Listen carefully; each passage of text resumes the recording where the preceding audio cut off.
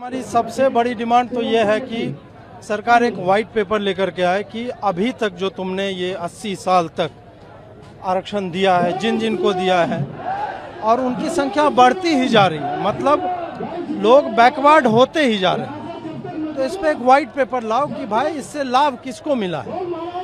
OBC में 3-4 जातियां हैं जो 70-80% आरक्षण ले रही है, एससी में भी सेम है, हजार जातियां इन दोनों समूह में ऐसी हैं जिनको कभी आरक्षण का कोई लाभ नहीं मिला है आज तक। मतलब उनके बच्चे घोंघा चुन करके खा रहे हैं, चूहा पकड़ के खा रहे हैं। मैं बिहार से आता हूँ, मुसहर समाज के बारे में अगर कोई जानता हो, नहीं जानते हैं, सर्च कीजिए कि उनकी कितनी विकट स्थिति है। उनके बच्चों को कोई आरक्षण नहीं मिल रहा है। क्यों?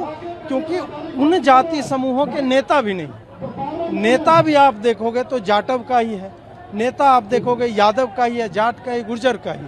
जो इन जाति समूहों में सबसे घटिया स्थिति में है, उन लोगों के नेता तक नेता नहीं है, इसलिए प्रेशर नहीं बनता है और वो कभी भी एक्चुअल लाभार्थी तक नहीं पहुंचता है जहां पहुंचना चाहिए।